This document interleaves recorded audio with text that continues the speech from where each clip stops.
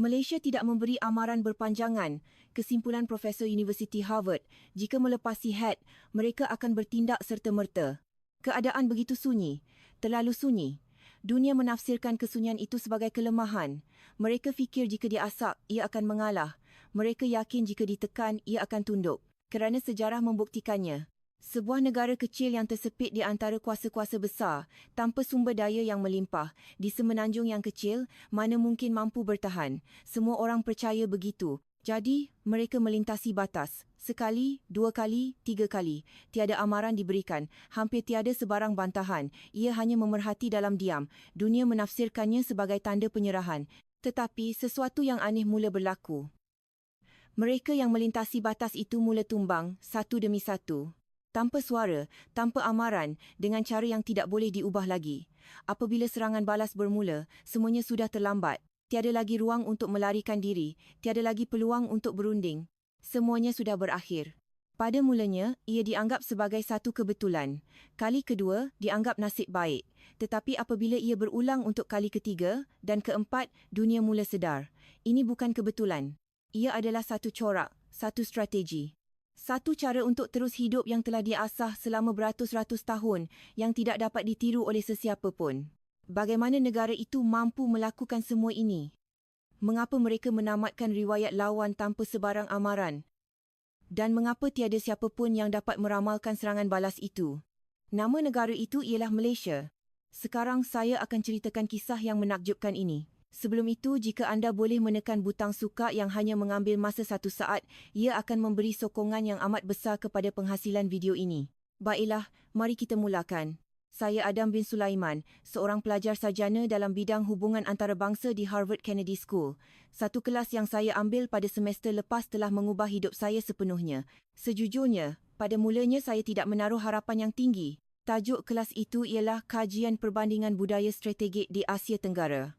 Saya menjangkakan ia hanya akan membincangkan tentang strategi China di Laut China Selatan, hegemoni Singapura dan mungkin sedikit tentang Indonesia. Pada hari pertama kelas, Profesor Dr. Ismail Hamid masuk ke Dewan Kuliah. Profesor Ismail adalah seorang yang cukup terkenal di Harvard. Beliau merupakan bekas diplomat kanan dan pernah berkhidmat sebagai penasihat di Kementerian Pertahanan Malaysia. Beliau terkenal dengan gaya pemikirannya yang tajam dan logik, tetapi pada hari itu, pandangan matanya kelihatan sangat berbeza. Sebaik sahaja masuk, beliau terus menulis satu perkataan besar di papan putih, Malaysia. Tuan-tuan dan puan-puan, mulai hari ini, kita akan mempelajari tentang budaya strategik yang paling disalah anggap di dunia. Saya berasa hairan. Malaysia? Paling disalah anggap? Sejujurnya, apa yang saya tahu tentang Malaysia hanyalah ia sebuah negara berbilang kaum yang menjadi hub pelancongan dan terkenal dengan menara berkembar Petronas dan beberapa syarikat besar. Saya tidak pernah terfikir ia sebuah negara yang mempunyai sesuatu yang istimewa untuk dikaji dari sudut strategik. Profesor menyambung bicaranya perlahan-lahan. Adakah anda semua tahu negara manakah yang paling suka diramal oleh agensi-agensi perisikan di seluruh dunia? Seorang pelajar menjawab, mungkin Thailand, kerana politiknya yang tidak stabil. Profesor menggelengkan kepalanya. Thailand boleh diramal, koraknya jelas. Tetapi Malaysia berbeza. Tiada siapa boleh meramal tindak balas Malaysia, kerana Malaysia tidak memberi amaran. Pada ketika itu, saya merasakan sesuatu yang menyeramkan, tidak memberi amaran. Apa maksudnya? Profesor terus menjelaskan, biasanya, apabila berlaku konflik, negara-negara akan bertindak secara berperingkat, bantahan diplomatik, tekanan ekonomi dan akhirnya, tindakan ketenteraan. Lawan boleh menjangkakan langkah-langkah ini dan membuat persediaan, tetapi Malaysia tidak melalui proses ini. Profesor berhenti seketika dan memandang kami semua. Apabila hadnya dilepasi, Malaysia akan terus menamatkannya. Tanpa amaran, tanpa rundingan, dengan cara yang muktamad. Dewan kuliah menjadi senyap. Tanpa sedar, saya membetulkan kedudukan duduk saya. Dalam masa 10 minit, kepala saya dipenuhi dengan pelbagai persoalan. Profesor mula menulis beberapa perkataan lagi di papan putih. Amuk. Sabar. Semangat harimau. 3 perkataan ini adalah kunci untuk memahami budaya strategik Malaysia. Seorang pelajar mengangkat tangan. Profesor. Apa itu amuk? Profesor berfikir sejenak sebelum menjawab. Amuk adalah satu konsep yang sukar diterjemahkan ke dalam bahasa barat. Ia bukan sekadar kemarahan membabi buta. Ia adalah ledakan tenaga yang terpendam selepas melalui satu tempoh kesabaran yang panjang dan penderitaan yang mendalam. Ia adalah sentimen yang terbentuk hasil daripada beratus-ratus tahun penjajahan dan tekanan kuasa luar. Tetapi yang penting, orang Malaysia tidak melepaskan amuk ini sewenang-wenangnya. Mereka memendamnya. Dan mereka menunggu. Saya semakin tertarik. Profesor menyambung penjelasannya. Anda tahu perkataan sabar. Ia adalah nilai teras mereka. Orang Malaysia mampu menahan kesakitan yang amat sangat sambil menunggu. Menunggu sehingga pihak lawan leka. Menunggu sehingga tiba masa yang paling tepat untuk menamatkannya. Dan akhir sekali, beliau menunjuk kepada perkataan semangat harimau. Tetapi apabila orang Malaysia mula bergerak, mereka akan merempuh seperti harimau Melaya. Tiada kompromi, tiada rundingan, tiada jalan tengah. Mereka tidak akan berhenti sehingga semuanya selesai. Inilah sebabnya serangan balas Malaysia menjadi malapetaka bagi lawannya kerana ia tidak memberi masa untuk bersedia. Barulah saya mula faham, ini bukan sekadar strategi negara, tetapi DNA budaya yang telah terbentuk selama beribu-ribu tahun. Profesor beralih ke topik seterusnya, memetik contoh-contoh sejarah. Jika kita lihat sejarah Malaysia, corak ini sentiasa berulang. Contoh paling jelas ialah kejatuhan Melaka. Profesor menulis 511 di papan putih. Apabila Portugis menyerang Melaka, Kesultanan Yanggah itu akhirnya tumbang. Ibu kotanya ditawan dan Sultan terpaksa berundur. Portugis yakin mereka telah menang. Seorang pelajar bertanya, jadi, bukankah itu bermakna Melaka telah tewas? Profesor menggelengkan kepalanya. Di sinilah perkara luar biasa berlaku. Selepas kejatuhan kota, perjuangan tidak berakhir. Sultan Mahmud Shah tidak menyerah. Beliau melancarkan serangan gerila tanpa henti selama bertahun-tahun. Bangsawan, pahlawan dan rakyat biasa terus berjuang dari pangkalan-pangkalan baru di serata semenanjung. Tiada siapa yang mengarahkan mereka untuk menyerah kalah. Mereka berjuang secara sukarela. Saya meremang bulu roma mendengarnya. Profesor terus menjelaskan. Portugis tahu cara berdepan dengan tentera biasa, tetapi mereka tidak menjangkakan situasi di mana seluruh bangsa menjadi musuh. Serangan datang dari hutan, dari sungai, dari setiap kampung. Laluan bekalan mereka sentiasa diganggu dan tentera mereka terpensil. Kemudian Profesor menulis satu lagi nama di papan putih, Sultan Mahmud Shah. Pemimpin ini tidak pernah putus asa. Walaupun telah kehilangan istana dan takhtanya, beliau terus memimpin penentangan sehingga ke akhir hayatnya. Perjuangan itu diwarisi oleh anak-kandanya selama lebih 1 abad. Portugis tidak pernah merasa aman di Melaka. Suasana menjadi senyap. Saya suka untuk mempercayainya. Bagaimana ia mungkin? Profesor menjawab, Portugis fikir mereka telah melumpuhkan sepenuhnya kuasa Melayu. Mereka percaya dengan menawan ibu kota. Mereka telah memenangi segalanya. Mereka menjadi leka. Mereka menganggap lawan mereka sudah tamat. Suara Profesor menjadi perlahan. Tetapi itu adalah kesilapan mereka. Sultan Mahmud tidak berperang untuk menawan semula kota dengan segera. Beliau mengubah taktik. Beliau mengganggu, menyerang hendap dan melemahkan musuh dari luar. Beliau menggunakan geografi semenanjung sebagai senjatanya. Saya kagum dengan kebijaksanaan taktik itu. Profesor menambah. Portugis akhirnya lumpuh dari segi ekonomi. Mereka menguasai pelabuhan, tetapi tidak pernah menguasai seluruh negeri. Penentangan berterusan ini menghalang mereka daripada mengauk keuntungan sepenuhnya. Akhirnya kuasa mereka di rantau ini merosot, membuka jalan kepada Belanda. Seorang pelajar bertanya, tetapi mengapa Sultan Mahmud tidak menyerang secara besar-besaran dari awal? Mengapa tunggu sehingga terdesak? Profesor tersenyum. Itulah dia strategi ala Malaysia. Mereka tidak menyerang dahulu. Mereka menunggu sehingga lawan melintasi batas. Tetapi sekali mereka bergerak, mereka akan pastikan ia selesai. Sultan Mahmud menunggu peluang. Menunggu sehingga musuh leka, sombong dan menunjukkan kelemahan. Pada ketika itu, saya sedar, ini bukan sekadar taktik ketenteraan, tetapi cara pemikiran asas orang Malaysia. Profesor mengakhiri kelas dengan berkata, beliau akan membincangkan contoh-contoh moden pada sesi berikutnya, tetapi saya sudah pun terpukau sepenuhnya. Saya terus ke perpustakaan untuk mencari buku-buku mengenai sejarah dan budaya Malaysia. Pada kelas berikutnya, Profesor Ismail beralih kepada contoh-contoh moden. Baiklah, sekarang mari kita lihat contoh-contoh dari abad ke-20 dan ke-21. Bagaimana corak strategi ini diguna pakai pada zaman moden. Profesor menulis 1997 di papan putih. Anda semua tahu tentang krisis kewangan Asia. Para pelajar mengangguk. Saya pernah mendengarnya. Pada tahun 1997, rizab pertukaran asing Malaysia jatuh menjunam. Negara berada di ambang kemuflisan. Dana Kewangan Antarabangsa, IMF, menawarkan bantuan kewangan dengan syarat yang ketat. Seluruh dunia fikir Malaysia sudah tamat. Profesor memaparkan keratan akhbar pada masa itu. Tajuk-tajuk seperti Harimau Asia akhirnya tumbang, kegagalan model ekonomi Malaysia kelihatan di skrin. Di Wall Street, para pelabur beratur untuk membeli aset Malaysia pada harga yang sangat murah. Mereka fikir ia adalah peluang keemasan untuk mengambil alih syarikat bank dan hartanah Malaysia. Seorang pelajar bertanya, jadi adakah banyak aset yang jatuh ke tangan asing? Profesor menggeleng. Di sinilah perkara yang menakjubkan berlaku. Profesor berhenti sejenak dan memandang kami. Malaysia menolak bantuan IMF. Saya tidak faham pada mulanya. Bagaimana mungkin? Profesor menyambung. Di bawah pimpinan Perdana Menterinya ketika itu, Malaysia melaksanakan kawalan modal. Mereka menambat kadar pertukaran ringgit, satu langkah yang dikritik hebat oleh pakar-pakar ekonomi barat. Mereka berkata Malaysia akan mengasingkan diri dan memusnahkan ekonominya. Dewan Kuliah berbisik-bisik, bagaimana mereka boleh berbuat begitu menentang seluruh dunia? Profesor tersenyum. Inilah dia Malaysia. Apabila negara dalam krisis, seluruh rakyat bersatu. Kepentingan bersama mengatasi kepentingan peribadi. Kerajaan mengambil langkah drastik yang tidak pernah difikirkan oleh sesiapa. Saya terpegun dengan keberanian itu. Profesor terus menjelaskan. Tetapi yang lebih menakjubkan adalah apa yang berlaku selepas itu. Negara-negara lain yang menerima bantuan IMF mengambil masa bertahun-tahun untuk pulih dengan aset-aset negara mereka dijual kepada pihak asing. Tetapi Malaysia, dengan caranya sendiri, pulih lebih cepat daripada yang dijangkakan. Dan yang paling penting, mereka berjaya mengekalkan pemilikan aset-aset strategik negara. Para pelajar bertepuk tangan secara spontan. Profesor menjawab, syarikat-syarikat menjalankan penstrukturan semula, kerajaan melaksanakan reformasi dan rakyat mengetatkan tali pinggang.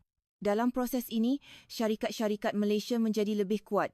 Syarikat seperti Petronas, Maybank dan Sime Darby mengukuhkan kedudukan mereka dan muncul lebih berdaya saing di peringkat global. Barulah saya mula faham, mengubah krisis menjadi peluang, itulah cara Malaysia. Profesor beralih ke contoh lain. Adakah anda ingat apa yang berlaku sekitar tahun 2018? Para pelajar kelihatan bingung. Saya juga tidak tahu. Kesatuan Eropah, EU, melancarkan sekatan terhadap minyak sawit Malaysia. Mereka mengenakan peraturan yang menyukarkan ekspor komoditi utama negara itu dengan alasan kebimbangan alam sekitar. Tanpa minyak sawit, sebahagian besar ekonomi Malaysia akan terjejas. Profesor menerangkan situasi ketika itu. Perkiraan EU adalah begini. Malaysia bergantung pada pasaran Eropah. Jika ditekan, Malaysia akan tunduk kepada tuntutan mereka. Seorang pelajar bertanya, bagaimana Malaysia bertindak balas? Profesor tersenyum. Pada mulanya ia senyap. Kerajaan Malaysia tidak melancarkan perang perdagangan secara besar-besaran. Sebaliknya, apa yang mereka lakukan? Profesor berhenti seketika sebelum menyambung. Mereka melancarkan pensijilan mampan mereka sendiri, iaitu Minyak Sawit Mampan Malaysia, MSPO. Kerajaan mewajibkan semua pengeluar untuk mematuhi piawaian ini. Mereka melabur dalam penyelidikan dan pembangunan untuk membuktikan kemampanan produk mereka dan mereka secara senyap mencari pasaran baru. Para pelajar mendengar dengan teliti. Dalam beberapa tahun, Malaysia berjaya mempelbagaikan pasarannya ke China, India dan negara-negara lain. Mereka tidak lagi terlalu bergantung kepada EU. Dan yang paling penting, mereka melawan naratif EU dengan data dan sains.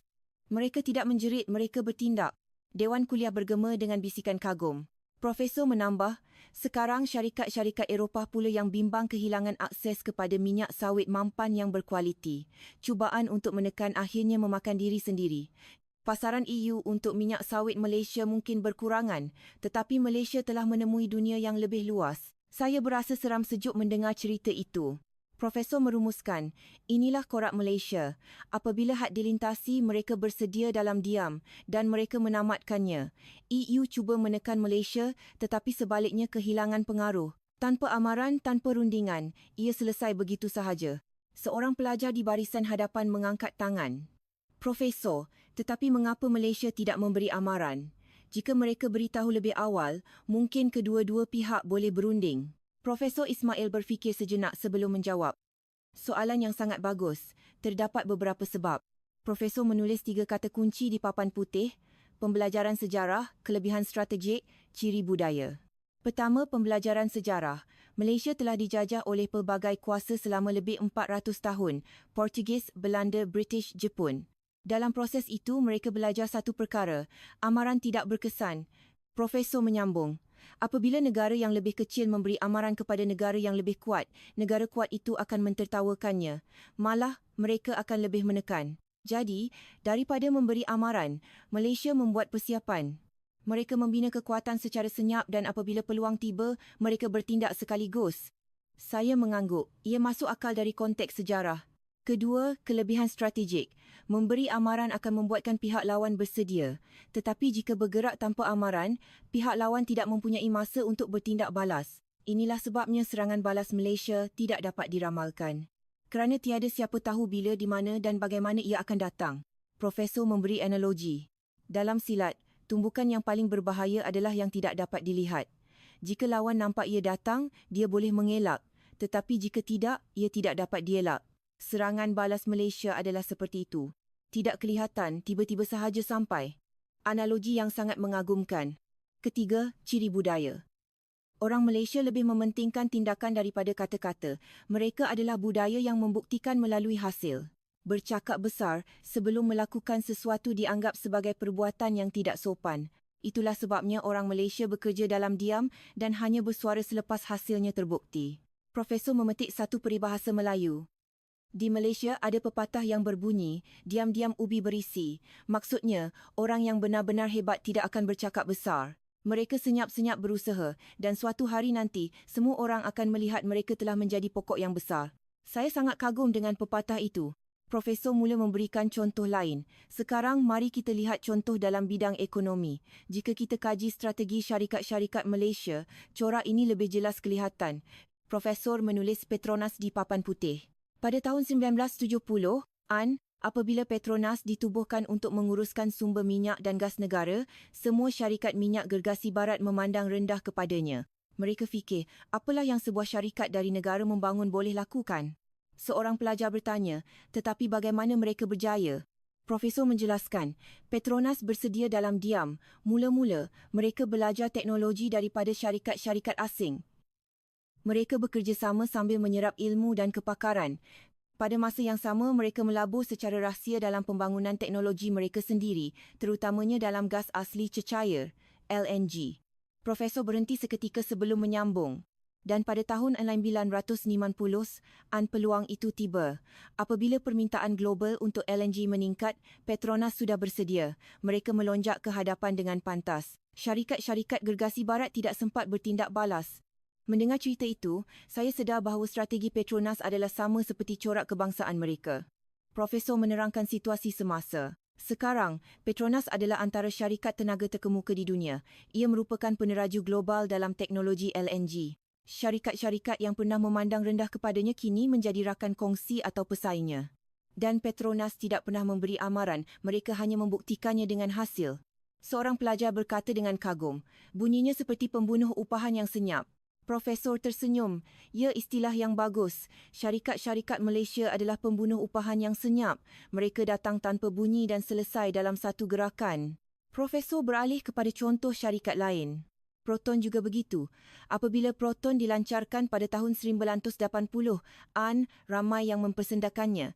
Imejnya adalah kereta murah dan tidak berkualiti. Memang benar, pada mulanya terdapat banyak masalah kualiti. Saya pernah mendengar cerita itu. Profesor terus menjelaskan, Proton menelan semua cemuhan itu. Mereka tidak mengeluh. Sebaliknya, mereka memberi tumpuan kepada penambahbaikan kualiti. Secara senyap, tekun dan gigih. Dan pada tahun 2017, peluang itu tiba. Seorang pelajar bertanya bagaimana? Proton menjalinkan kerjasama strategik dengan Geely, satu langkah yang mengubah segala-galanya. Dengan teknologi dan pengurusan baru, mereka melancarkan model-model yang mengejutkan pasaran. Jualan mereka melonjak naik. Krisis yang hampir memusnahkan mereka bertukar menjadi kebangkitan. Saya tidak pernah mendengar cerita itu, strategi yang sangat berani. Profesor menerangkan hasilnya. Di pasaran Malaysia, jualan Proton meningkat secara mendadak. Mereka kembali menjadi jenama nombor satu negara. Dalam krisis, mereka berjaya bangkit semula. Dan kini, Proton kembali mengeksport ke seluruh dunia. Seorang pelajar bertanya, tetapi mengapa syarikat lain tidak boleh menggunakan strategi yang sama? Profesor menjawab, kerana risikonya terlalu tinggi. Ia memerlukan kesabaran yang luar biasa untuk menahan kritikan selama berdekat-dekat. Tetapi Proton membuat perhitungan. Mereka menganalisis pasaran dan kelemahan mereka. Dan mereka memutuskan risiko itu berbaloi untuk diambil. Profesor menambah, inilah cara membuat keputusan ala Malaysia. Menganalisis secara senyap, membuat perhitungan dan kemudian melaksanakannya dengan sepenuh hati. Tiada keraguan di pertengahan jalan. Apabila keputusan telah dibuat, mereka akan melaksanakannya sehingga selesai. Saya merasakan corak itu sentiasa berulang. Profesor beralih ke bidang lain. Sekarang mari kita lihat bidang budaya, kuasa lunak atau soft power. Profesor menulis Hollywood di papan putih. Sekian lama, pasaran hiburan dunia dikuasai oleh Hollywood. Filem Amerika, muzik Amerika, drama Amerika menakluki dunia. Negara-negara lain tidak berani mencabar. Seorang pelajar bertanya, tetapi sekarang berbeza, bukan? Profesor mengangguk. Ya, dan Malaysia telah mengubahnya. Tetapi Malaysia tidak berlawan secara berdepan. Mereka tidak cuba meniru apa yang Hollywood lakukan. Profesor menerangkan strategi kandungan Malaysia. Malaysia melakukan apa yang Hollywood tidak lakukan. Mereka menumpukan kepada nilai-nilai sejagat dari perspektif mereka sendiri. Apabila kandungan Barat menumpukan kepada aksi dan skala besar, kandungan Malaysia seperti siri animasi Upin menumpukan kepada kekeluargaan, persahabatan dan keharmonian. Dan ini berjaya menawan hati penonton di seluruh rantau Asia Tenggara. Saya pernah menonton beberapa episod siri itu. Memang benar ia mempunyai kekuatan untuk menyentuh emosi. Profesor terus menjelaskan, dan Malaysia menggunakan internet. Melalui platform seperti YouTube, kandungan mereka diedarkan terus ke seluruh dunia. Mereka meminta serangkaian pengedaran tradisional. Seorang pelajar berkata dengan kagum, seperti taktik gerila. Profesor mengangguk. Tepat sekali, Malaysia tidak berlawan secara berdepan dengan kuasa besar. Mereka membina kekuatan secara senyap di tempat yang tidak dilihat oleh orang lain dan suatu hari nanti, mereka tiba-tiba muncul dan menguasai pasaran. Profesor memetik contoh terkini. Pada tahun 2023, seorang pelakon Malaysia memenangi anugerah Akademi untuk pelakon wanita terbaik. Buat pertama kalinya dalam sejarah, seorang wanita Asia memenangi anugerah tertinggi itu. Hollywood terkejut. Mereka tidak bersedia. Tiba-tiba sahaja, bakat dari Malaysia merangkul anugerah paling berprestij. Saya telah menonton filem itu. Ia memang satu kejutan besar. Profesor merumuskan, inilah corak Malaysia, tanpa amaran, tanpa pemberitahuan, tiba-tiba muncul dan mengubah keadaan. Ia tidak memberi masa kepada lawan untuk bersedia. Profesor beralih ke topik seterusnya, memulakan analisis yang lebih mendalam. Sekarang kita telah melihat contoh-contohnya, mari kita analisis mengapa hanya Malaysia yang boleh menggunakan strategi ini. Profesor menulis lokasi geopolitik di papan putih. Malaysia terletak di salah satu lokasi paling strategik di dunia. Ia mengawal Selat Melaka, salah satu laluan perkapalan tersibuk di dunia. Ia dikelilingi oleh jiran-jiran yang lebih besar dan berhadapan dengan tuntutan kuasa besar di Laut Cina Selatan. Seorang pelajar bertanya, jadi bukankah itu satu kelemahan? Profesor menggeleng. Secara paradoks, itulah yang menjadikan Malaysia kuat. Kerana sentiasa terdedah kepada ancaman, mereka sentiasa perlu berada dalam keadaan bersedia. Mereka tidak boleh leka. Itulah sebabnya rakyat Malaysia mempunyai kepayaan yang luar biasa dalam menghadapi krisis. Profesor memberi analogi. Bayangkan seekor kancil di dalam hutan. Di sekelilingnya sentiasa ada harimau dan pemangsa lain, jadi ia tidak boleh leka walau sesaat. Hasilnya, kancil mempunyai kepantasan tindak balas dan kecerdasan yang luar biasa. Malaysia juga begitu. Kerana beratus-ratus tahun dikelilingi oleh kuasa-kuasa besar, naluri untuk terus hidup telah terpahat dalam DNA mereka. Saya fikir analogi itu sangat tepat. Profesor menerangkan faktor kedua. Beliau menulis pembangunan pesat di papan putih. Dalam masa 50 tahun, Malaysia berubah daripada sebuah negara pertanian kepada salah satu negara perindustrian yang paling maju.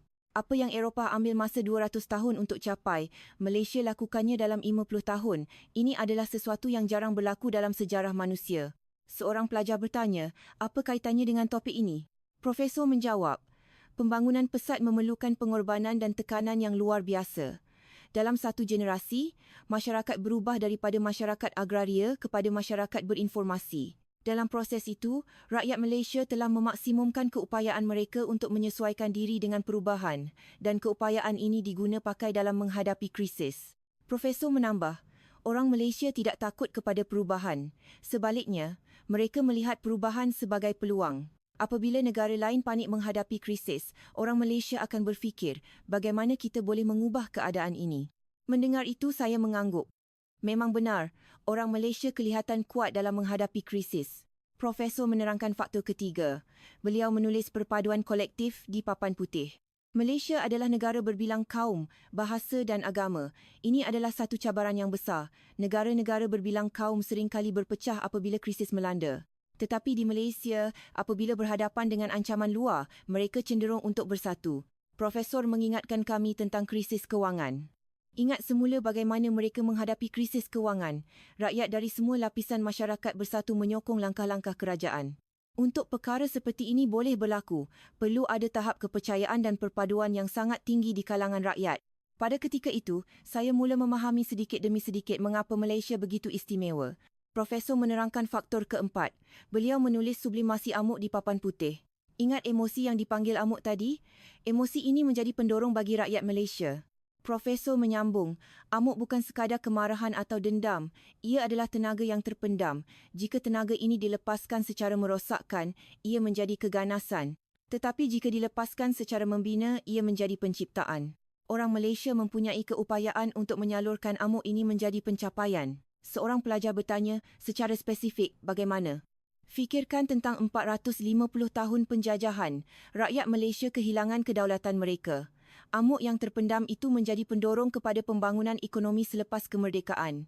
Semangat untuk membuktikan, kita juga boleh berjaya menjadi pembakar semangat. Mendengar itu, saya sedar bahawa pertumbuhan Malaysia bukan sekadar pembangunan ekonomi, tetapi didorong oleh motivasi emosi yang lebih mendalam.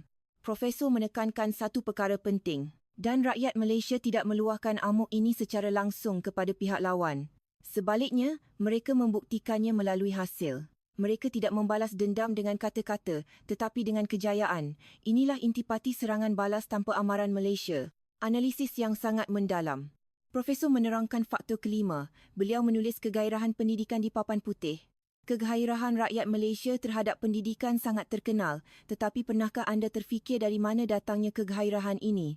Para pelajar kelihatan bingung. Profesor menjelaskan, Malaysia tidak mempunyai sumber alam yang melimpah seperti beberapa negara lain. Satu-satunya sumber yang mereka ada ialah rakyatnya. Oleh itu, rakyat Malaysia mempertaruhkan segala-galanya dalam pendidikan untuk memaksimumkan sumber manusia. Seorang pelajar bertanya, tetapi apa kaitannya dengan strategi? Profesor menjawab, rakyat yang berpendidikan mudah untuk digerakkan. Mereka boleh menilai keadaan dan bertindak tanpa perlu arahan. Dalam situasi krisis, kerajaan tidak perlu memberi arahan terperinci kerana rakyat akan bergerak sendiri. Profesor memberi contoh. Penentangan terhadap penjajah dahulu dan sokongan padu semasa krisis ekonomi. Rakyat bergerak secara sukarela tanpa arahan daripada kerajaan pusat. Ini mustahil berlaku tanpa tahap pendidikan yang tinggi. Barulah saya mula melihat gambaran keseluruhannya. Keupayaan strategik Malaysia bukanlah hasil daripada satu faktor, tetapi gabungan pelbagai faktor yang kompleks. Profesor merumuskan. Lokasi geopolitik, pembangunan pesat, perpaduan kolektif, sublimasi amuk dan kegairahan pendidikan. Gabungan kelima-lima faktor ini telah mencipta budaya strategik yang unik di Malaysia. Dan teras budaya ini ialah serangan balas tanpa amaran. Sebelum beralih ke kelas berikutnya, Profesor membincangkan satu lagi contoh moden. Sekarang mari kita lihat satu lagi contoh terkini, kisah industri semikonduktor Malaysia. Profesor menulis industri semikonduktor di papan putih. Tahukah anda sejarah industri semikonduktor Malaysia? Para pelajar menggelengkan kepala. Saya juga tidak tahu secara terperinci. Profesor mula menjelaskan, pada awal 1970-an, Malaysia tidak mempunyai apa-apa, tiada pengalaman dalam industri teknologi tinggi. Tetapi kerajaan mengisytiharkan bahawa mereka akan terjun ke dalam industri semikonduktor. Seorang pelajar bertanya dengan terkejut, tanpa pengalaman? Ya, tanpa pengalaman. Yang lebih mengejutkan ialah mereka berjaya menarik pelabur-pelabur gergasi dari Amerika Syarikat untuk membina kilang pemasangan dan ujian, AT pertama di Pulau Pinang, walaupun mereka tidak mempunyai infrastruktur yang lengkap. Dewan kuliah dipenuhi dengan tawa kecil. Cerita itu kedengaran mustahil. Profesor menerangkan situasi ketika itu. Para pemimpin Malaysia pada masa itu terbang ke seluruh dunia untuk meyakinkan syarikat-syarikat gergasi. Apabila ditanya di mana kilang akan dibina, mereka menunjuk ke kawasan paya dan berkata, di sini. Tiada siapa yang akan melabur dengan orang yang tidak mempunyai apa-apa, bukan? Seorang pelajar bertanya, jadi, apa yang berlaku? Sukar dipercayai, tetapi mereka berjaya mendapatkan pelaburan. Tahukah anda bagaimana mereka meyakinkan pelabur? Mereka menawarkan sesuatu yang tidak dapat ditolak, tenaga kerja yang berdisiplin, pintar dan kos efektif, serta insentif cukai yang sangat menarik. Mereka berkata, kami mungkin tiada apa-apa sekarang, tetapi kami akan sediakan segalanya untuk anda. Rakyat kami adalah jaminannya. Keyakinan yang sangat luar biasa. Profesor menerangkan hasilnya. Mereka membina infrastruktur sambil kilang-kilang dibina. Biasanya infrastruktur dibina dahulu, kemudian barulah kilang. Tetapi Malaysia melakukan kedua-duanya serentak. Dan dalam beberapa dekad, Pulau Pinang menjadi lembah Silikon Timur. Para pelajar bertepuk tangan. Profesor menambah, pada mulanya, pesaing-pesaing di rantau ini mentertawakan mereka. Apa yang negara tanpa pengalaman boleh buat? Tetapi apa yang berlaku sekarang? Seorang pelajar menjawab, mereka antara yang teratas di dunia bukan? Ya, Malaysia kini menguasai lebih 13% pasaran global untuk pemasangan pembungkusan dan ujian semikonduktor. Dalam segmen tertentu, mereka adalah pemain utama. Banyak syarikat gergasi dunia bergantung kepada Malaysia. Profesor menerangkan keadaan pesaing. Pesaing-pesaing yang pernah mentertawakan mereka kini terpaksa bersaing sengit dengan Malaysia dan Malaysia tidak memberi amaran awal. Mereka hanya membuktikannya dengan hasil. Saya merasakan corak itu sentiasa berulang. Profesor menekankan satu perkara penting. Perhatikan masanya. Malaysia mengambil masa hampir 50 tahun untuk mencapai tahap ini. Ia bukan masa yang singkat. Tetapi selama 50 tahun itu, Malaysia bersedia dalam diam. Tanpa bercakap besar, mereka membina kepakaran dan keupayaan secara senyap. Dan suatu hari, mereka tiba-tiba menjadi kuasa besar dalam industri ini. Cerita yang sangat mengagumkan. Profesor menyebut bidang lain. Korak yang sama berulang dalam bidang lain. Beliau menulis K-pop di papan putih. Maaf, maksud saya kosmetik halal. Tahukah anda tentang industri kosmetik? Pasaran yang pernah dikuasai oleh Perancis dan Amerika. Para pelajar mengangguk. Profesor menyambung. 15 tahun yang lalu, kosmetik Malaysia hampir tiada nama di pasaran global. Jenama seperti L'Oreal, Estee Lauder dan Shiseido menguasai pasaran. Seorang pelajar bertanya, tetapi sekarang berbeza, bukan? Ya, sangat berbeza. Jenama-jenama kosmetik Malaysia kini menembusi pasaran global, terutamanya di pasaran Muslim yang besar. Profesor menerangkan strategi kosmetik Malaysia. Syarikat-syarikat kosmetik Malaysia tidak berlawan secara berdepan. Mereka melakukan apa yang tidak dilakukan oleh jenama-jenama besar. Mereka memberi tumpuan kepada pasaran khusus niche market, produk halal, formulasi inovatif, bahan-bahan unik dan yang paling penting, pematuhan syariah. Saya tahu kosmetik halal popular, tetapi tidak pernah memikirkan strateginya. Profesor terus menjelaskan, dan mereka menggunakan media sosial. Melalui pempengaruh, influencers, mereka mempromosikan kosmetik Malaysia ke seluruh dunia. Mereka meminta saluran pemasaran tradisional. Apabila jenama-jenama besar sedar, mereka sudah pun kehilangan sebahagian besar pasaran. Seorang pelajar berkata dengan kagum, sekali lagi taktik jerila. Profesor mengangguk. Ya, Malaysia sentiasa menggunakan cara ini, membina kekuatan di tempat yang tidak dilihat oleh orang kuat dan apabila sudah bersedia, mereka menyerang sekaligus, tanpa amaran, tanpa rundingan. Profesor mengumumkan topik kelas berikutnya. Pada kelas akan datang, kita akan melihat bagaimana kuasa lunak dan kuasa keras Malaysia digabungkan dan mengapa kuasa-kuasa besar dunia mula berwaspada terhadap Malaysia. Selepas kelas tamat, saya duduk termenung untuk seketika. Fikiran saya ligat berputar. Ini adalah kali pertama saya berfikir secara mendalam tentang Malaysia. Pada kelas berikutnya, Profesor Ismail masuk ke analisis yang lebih mendalam. Baiklah. Hari ini kita akan analisis mengapa strategi Malaysia berkesan dan mengapa negara lain sukar untuk menggunakan strategi ini. Beliau menulis strategi asimetri di papan putih. Strategi Malaysia pada dasarnya adalah strategi asimetri. Mereka tidak berdepan secara langsung dengan kuasa besar. Sebaliknya, mereka bersaing dengan cara yang tidak dijangka. Seorang pelajar bertanya, secara spesifik, bagaimana? Profesor menjelaskan, mari kita lihat satu contoh. Di antara Amerika Syarikat dan China, bagaimana Malaysia harus bertindak? Jika memilih satu pihak, mereka akan menerima padah daripada pihak yang lain. Jika berkecuali, mereka akan diabaikan oleh kedua-dua pihak. Saya baru sedar betapa sukarnya kedudukan diplomatik Malaysia. Profesor menyambung, Malaysia menyelesaikan dilema ini dengan cara yang unik. Mereka tidak memilih mana-mana pihak sepenuhnya, tetapi pada masa yang sama, mereka menjadikan diri mereka penting kepada kedua-dua pihak. Seorang pelajar bertanya, bagaimana? Semikonduktor dan Selat Melaka. Tanpa semikonduktor yang dipasang dan diuji di Malaysia, industri teknologi tinggi Amerika dan China akan terjejas. Telefon pintar, kereta, pelayan, AI, semuanya memerlukan chip dari Malaysia. Pada masa yang sama, hampir semua perdagangan maritim mereka melalui Selat Melaka. Menekan Malaysia bermakna mereka sendiri yang akan menanggung kerugian. Mereka mencipta satu struktur di mana lawan mereka sendiri akan rugi jika bertindak. Barulah saya faham mengapa Malaysia begitu fokus pada industri semikonduktor dan keselamatan maritim. Profesor menambah, inilah strategi ala Malaysia. Bukan dengan menekan menggunakan kekuatan, tetapi dengan menjadikan diri mereka satu entiti yang sangat diperlukan. Dengan itu, tiada siapa yang berani melintasi batas. Jika melintasinya, mereka sendiri yang akan menanggung akibat yang lebih besar. Strategi yang sangat bijak. Profesor memberi contoh lain, industri sarung tangan getah juga begitu. Apabila pandemik melanda, sarung tangan menjadi komponen kritikal. Malaysia adalah pengeluar terbesar dunia dalam bidang ini. Tiba-tiba, seluruh dunia bergantung kepada Malaysia. Seorang pelajar bertanya, tetapi China juga pengeluar besar, bukan? Profesor mengangguk. Ya, China juga kuat, tetapi kelebihan Malaysia adalah kualiti dan kebolehpercayaan yang telah dibina selama berdekad-dekad. Terutamanya untuk kegunaan perubatan. Sarung tangan buatan Malaysia menjadi pilihan utama. Profesor menerangkan implikasi strategiknya. Dengan menguasai komponen-komponen penting dalam rantaian bekalan global, Malaysia berjaya mencipta ruang untuk terus hidup di antara kuasa-kuasa besar. Ini adalah sesuatu yang mustahil dicapai dengan kekuatan tentera atau keluasan wilayah semata-mata. Saya kagum dengan betapa telitinya strategi Malaysia. Profesor beralih ke topik seterusnya. Beliau menulis seni kesabaran di papan putih. Salah satu teras strategi Malaysia ialah kesabaran. Orang Malaysia tahu menunggu dan penantian itu ada sebabnya. Seorang pelajar bertanya, mengapa?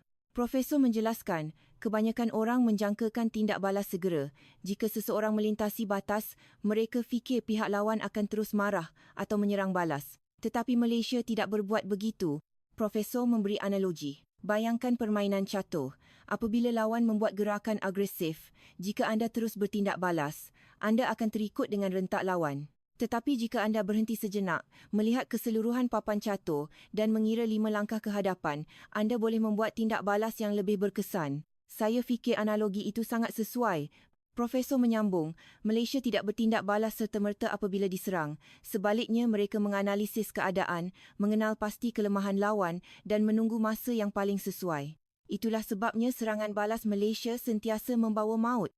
Seorang pelajar bertanya, tetapi tidakkah mereka rugi sementara menunggu? Profesor mengangguk. Soalan yang bagus. Ia mungkin ada kerugian dalam jangka pendek, tetapi orang Malaysia sanggup menanggungnya demi kemenangan jangka panjang. Profesor menerangkan konteks sejarah. Malaysia telah dijajah selama beratus-ratus tahun. Dalam proses itu, mereka belajar satu perkara. Bertindak secara emosional akan membawa kepada kekalahan, tetapi bertindak secara strategik akan membawa kepada kemenangan. Mendengar itu, saya sedar bahawa kesabaran Malaysia bukan sekadar sifat pasif, tetapi satu strategi yang aktif. Profesor memberi contoh moden. Ingat semula sekatan minyak sawit oleh EU. Apabila sekatan diumumkan, kerajaan Malaysia tidak terus membalas dendam. Sebaliknya, mereka memberi tumpuan kepada pensijilan dan mencari pasaran baru. Dan beberapa tahun kemudian, mereka membuktikannya dengan hasil. Seorang pelajar berkata dengan kagum, mereka sangat hebat dalam permainan jangka panjang. Profesor mengangguk. Ya, Malaysia sangat kuat dalam permainan jangka panjang. Mereka tidak goyah dengan provokasi jangka pendek dan bergerak berdasarkan gambaran yang lebih besar. Profesor beralih ke topik seterusnya. Beliau menulis ketidakpastian di papan putih. Satu lagi kekuatan strategi Malaysia ialah ketidakpastian. Pihak lawan tidak dapat meramalkan langkah seterusnya Malaysia. Seorang pelajar bertanya, mengapa sukar diramal? Profesor menjelaskan, beberapa sebab. Pertama, kerana Malaysia tidak memberi amaran, jadi tiada siapa tahu bila serangan balas akan datang. Kedua, Malaysia seringkali menyerang balas dari bidang yang tidak dijangka. Saya tertanya-tanya tentang bidang yang tidak dijangka. Profesor memberi contoh. Dalam isu sekatan minyak sawit, EU menjangkakan Malaysia akan membantah secara diplomatik atau membalas dengan sekatan perdagangan, tetapi Malaysia tidak berbuat begitu. Sebaliknya, mereka bertindak balas melalui pensijilan mampan dan mempelbagaikan pasaran. EU tidak menjangkakan tindak balas seperti itu. Seorang pelajar bertanya, mengapa? Kerana pensijilan dan pencarian pasaran baru mengambil masa yang lama. Biasanya, orang akan mencari penyelesaian jangka pendek, tetapi Malaysia memilih penyelesaian jangka panjang. Dan mereka berjaya melakukannya lebih cepat daripada yang dijangkakan. Barulah saya faham mengapa EU terkejut. Profesor memberi contoh lain. Bidang budaya juga sama. Siapa sangka Malaysia akan memenangi anugerah akademi 20 tahun yang lalu, pasaran filem Asia dikuasai oleh Hong Kong dan Jepun. Tetapi sekarang, bakat dari Malaysia pula yang mengejutkan dunia. Seorang pelajar bertanya, bagaimana ia boleh berlaku? Profesor menjawab, Jepun dan Hong Kong memberi tumpuan kepada pasaran domestik dan serantau mereka, tetapi bakat Malaysia dari awal lagi menyasarkan pasaran global. Kerana pasaran domestik mereka kecil, mereka terpaksa keluar. Profesor menerangkan situasi paradoks itu. Secara paradoks, kelemahan Malaysia menjadi kekuatannya. Pasaran domestik yang kecil memaksa mereka untuk mempunyai strategi global dan hasilnya, bakat mereka berjaya menawan dunia. Saya mendapati paradoks itu sangat menarik. Profesor menekankan satu perkara penting. Dan Hollywood tidak meramalkannya. Mereka tidak melihat Malaysia sebagai pesaing. Oleh itu, tindak balas mereka lambat dan kini mereka terpaksa mengakuinya. Seorang pelajar bertanya, jadi adakah mereka memandang rendah kepada Malaysia? Profesor mengangguk. Ya, dan itulah intipati strategi Malaysia, membuatkan pihak lawan memandang rendah kepada mereka. Jika senyap, nampak lemah. Tetapi di sebalik kesunyian itu, persiapan yang luar biasa sedang berjalan. Saya sekali lagi kagum dengan betapa bijaknya strategi Malaysia. Profesor beralih ke topik seterusnya. Beliau menulis kesempurnaan di papan putih. Ciri terakhir strategi Malaysia ialah kesempurnaan. Apabila Malaysia mula bergerak, mereka akan menyelesaikannya sehingga akhir. Mereka tidak berhenti di pertengahan jalan. Seorang pelajar bertanya, mengapa begitu? Profesor menjelaskan, dua sebab. Pertama, Malaysia tahu bahawa peluang untuk menyerang balas tidak selalu datang. Peluang untuk negara kecil menentang kuasa besar sangat jarang. Jadi, apabila peluang itu tiba, mereka mesti menyelesaikannya dengan tuntas. Profesor memberi analogi. Bayangkan seekor harimau yang memburu mangsa. Harimau hanya boleh berlari pada kelajuan maksimum untuk jarak yang pendek. Jadi, apabila peluang itu tiba, ia mesti menggunakan seluruh tenaganya. Malaysia juga begitu. Apabila peluang tiba, mereka menumpukan seluruh keupayaan mereka untuk menyelesaikannya. Saya fikir, analogi itu sangat sesuai. Profesor menerangkan sebab kedua. Kedua, orang Malaysia tidak suka jalan tengah. Mereka lebih suka kemenangan atau kekalahan yang jelas daripada hasil yang separuh jalan. Jadi, apabila mereka mula, mereka akan teruskan sehingga selesai sepenuhnya. Seorang pelajar bertanya, tetapi tidakkah itu berbahaya? Profesor menjawab, ya. Ia boleh jadi berbahaya, tetapi orang Malaysia sanggup menanggung risiko itu. Kerana jika selesai separuh jalan, masalah yang lebih besar mungkin akan timbul kemudian. Lebih baik selesaikan sekarang dengan tuntas. Profesor memberi contoh sejarah. Ingat semula penentangan terhadap penjajah. Walaupun kota telah jatuh, mereka tidak berhenti. Mereka terus berjuang sehingga habis-habisan. Saya terkejut bagaimana konteks sejarah itu berkaitan dengan strategi moden Malaysia. Profesor memberi contoh moden. Strategi pelaburan syarikat seperti Petronas juga begitu. Apabila mereka memutuskan untuk melabur, mereka akan melaburkan jumlah yang besar. Tiada keraguan di pertengahan jalan. Hasilnya, mereka mencipta jurang yang tidak dapat dikejar oleh pesaing. Seorang pelajar berkata dengan kagum, gaya mereka seperti all-in. Profesor mengangguk. Ya, Malaysia akan all-in. Dan sebab all-in itu berjaya adalah kerana mereka melakukannya selepas membuat persiapan yang secukupnya. Ia bukan all-in secara emosional, tetapi all-in yang telah diperhitungkan. Mendengar itu, saya faham bahawa strategi Malaysia bukan sekadar keberanian melulu, tetapi keberanian yang didasarkan pada perancangan yang teliti. Profesor mengakhiri kelas sambil berkata, baiklah, mari kita rumuskan apa yang telah kita pelajari. Ciri-ciri strategik Malaysia boleh diringkaskan kepada 5 perkara. Profesor menulis 5 kata kunci di papan putih. Kesabaran, asimetri, ketidakpastian, kesempurnaan dan berorientasikan hasil. Pertama, kesabaran. Malaysia tahu menunggu. Mereka tidak bertindak balas secara emosional tetapi secara strategik. Kedua, asimetri. Malaysia tidak berlawan secara berdepan dengan kuasa besar. Mereka bersaing dengan cara yang tidak dijangka. Ketiga, ketidakpastian. Tiada siapa yang dapat meramalkan langkah seterusnya Malaysia. Kerana tiada amaran, tiada pemberitahuan. Keempat, kesempurnaan. Apabila Malaysia mula bergerak, mereka akan selesaikan sehingga akhir. Tiada henti di pertengahan jalan. Kelima, berorientasikan hasil. Malaysia lebih mementingkan hasil daripada kata-kata. Mereka tidak bercakap besar tetapi membuktikannya dengan hasil. Profesor memandang para pelajar buat kali terakhir sambil berkata, negara yang mempunyai kelima-lima ciri ini di dunia ini mungkin hanya Malaysia. Itulah sebabnya Malaysia sukar diramal dan itulah sebabnya serangan balas Malaysia membawa maut. Pada hari itu, selepas kelas, dalam perjalanan pulang, saya banyak berfikir. Ini adalah kali pertama saya berfikir secara mendalam tentang Malaysia.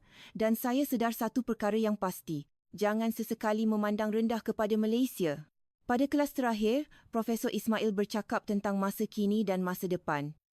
Baiklah, sebagai penutup semester, mari kita lihat kedudukan Malaysia di dunia pada masa kini. Profesor mula menulis kedudukan Malaysia dalam pelbagai bidang di papan putih, semikonduktor, arti sarung tangan getah, minyak sawit, pelancongan perubatan, kewangan Islam. Dalam semua bidang ini, Malaysia berada di kedudukan teratas dunia. Seorang pelajar berkata, hebat untuk sebuah negara kecil. Profesor mengangguk. Ya, dan ini bukan kebetulan. Benih yang ditanam 50 tahun lalu kini membuahkan hasil. Profesor menerangkan kedudukan semasa Malaysia. Sekarang Malaysia adalah antara 40 ekonomi terbesar di dunia, walaupun populasinya hanya 33 juta orang. Dari segi KDNK per kapita, ia setanding dengan beberapa negara Eropah Timur, sebuah negara yang 60 tahun lalu masih mundur. Saya terkejut dengan perbandingan itu. Profesor juga menyebut bidang ketenteraan. Kekuatan tentera juga begitu. Angkatan Tentera Malaysia adalah antara yang paling dihormati di rantau ini dan senjata buatan Malaysia kini dieksport ke seluruh dunia. Seorang pelajar berkata, saya tidak tahu Malaysia adalah pengeksport senjata. Profesor menjelaskan, kebanyakan orang tidak tahu. Malaysia membangunkan senjata secara senyap dan mengeksportnya secara senyap. Mereka tidak bercakap besar. Jadi ia jarang dilaporkan di media.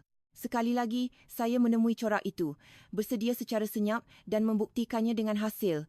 Profesor juga menjelaskan tentang kuasa lunak. Kuasa lunak tidak perlu diperkatakan lagi. Masakan Malaysia, budaya berbilang kaum, animasi seperti Upin Ipin dan destinasi pelancongan yang bertaraf dunia. Budaya Malaysia sedang menawan dunia dengan caranya yang tersendiri. Di mana sahaja anda pergi, dari London ke Dubai, anda boleh menemui restoran Malaysia. Seorang pelajar bertanya, tetapi mengapa tiba-tiba budaya Malaysia menjadi popular? Profesor menjawab, bukan tiba-tiba. Ia adalah hasil persiapan selama 30 tahun secara senyap. Sejak tahun 1990-an, kerajaan dan syarikat Malaysia mula melabur dalam industri budaya dan pelancongan. Benih itu kini sedang membuahkan hasil. Saya sekali lagi sedar bahawa setiap kejayaan Malaysia adalah hasil daripada persiapan jangka panjang. Profesor membuat ramalan tentang masa depan. Apa yang akan berlaku kepada Malaysia pada masa hadapan? Saya percaya Malaysia akan terus berkembang kerana rakyat Malaysia tidak pernah berhenti. Seorang pelajar membangkitkan. Tetapi mereka menghadapi masalah penghijrahan tenaga mahir, bukan? Profesor mengangguk. Betul, itu cabaran besar. Tetapi Malaysia adalah negara yang kuat dalam menghadapi krisis. Krisis itu mungkin akan menjadi pendorong kepada inovasi. Kekurangan tenaga mahir akan mendorong mereka untuk melabur lebih banyak dalam automasi dan AI. Profesor menekankan satu perkara penting. Dan ingat satu perkara, dalam setiap krisis yang dihadapi, Malaysia sentiasa bangkit dengan lebih kuat. Penjajahan, krisis ekonomi, konflik diplomatik, setiap kali nampak seperti akan tumbang, setiap kali mereka bangkit dengan lebih kuat. Mendengar itu, saya kagum dengan daya tahan Malaysia. Profesor mengakhiri kelas terakhirnya sambil berkata, tuan-tuan dan puan-puan, sepanjang semester ini kita telah mempelajari tentang budaya strategik Malaysia. Perkara terakhir yang ingin saya sampaikan ialah ini. Profesor berhenti seketika dan memandang kami semua. Jangan sesekali memandang rendah kepada Malaysia. Kesunyiannya bukan bererti kelemahan. Di sebalik kesunyian itu, tersembunyi kekuatan yang luar biasa. Dan apabila hadnya dilintasi, kekuatan itu akan meletus. Tanpa amaran, tanpa rundingan, sehingga selesai sepenuhnya. Dewan kuliah menjadi senyap. Semua pelajar kelihatan sangat terkesan dengan kata-kata profesor. Profesor menambah buat kali terakhir. Dan satu lagi, orang Malaysia tidak akan kalah. Walaupun jatuh, mereka akan bangun semula. Itulah kekuatan sebenar Malaysia. Selepas kelas tamat, saya berjumpa dengan profesor secara peribadi. Profesor, kelas yang sangat mengagumkan. Saya mendapat perspektif yang sama sekali baru tentang Malaysia. Profesor tersenyum. Adam, saya harap kamu ingat satu perkara. Di dunia ini ada kekuatan yang boleh dilihat dan kekuatan yang tidak boleh dilihat. Kuasa besar seperti Amerika atau China mempunyai kekuatan yang boleh dilihat, tentera, ekonomi, wilayah. Tetapi Malaysia mempunyai kekuatan yang tidak boleh dilihat, kesabaran, ketabahan, perpaduan dan semangat yang tidak pernah menyerah. Dan kadang-kadang, kekuatan yang tidak boleh dilihat ini lebih menakutkan. Mendengar kata-kata itu, saya banyak berfikir. Profesor berkata buat kali terakhir, sejarah telah menunjukkan apa yang berlaku kepada mereka yang melintasi batas dengan Malaysia. Tiada siapa yang kembali tanpa cedera. Semuanya berakhir. Itulah Malaysia. Sejak hari itu, saya mempunyai pandangan yang sama sekali berbeza tentang Malaysia dan saya berasa ingin memberitahu cerita yang menakjubkan ini kepada lebih ramai orang. Malaysia itu sunyi, tetapi jangan salah anggap kesunyian itu sebagai kelemahan. Ia adalah penantian, persiapan dan apabila masanya tiba, ia akan selesai dalam satu gerakan. Jika had dilintasi, ia akan berakhir. Tiada amaran, tiada rundingan, hanya penamat. Itulah Malaysia. Semua orang mentertawakannya. Apa yang negara kecil itu boleh lakukan? Tetapi negara kecil itu sedang mengubah dunia secara senyap, tekun dan pasti. Nama negara itu ialah Malaysia.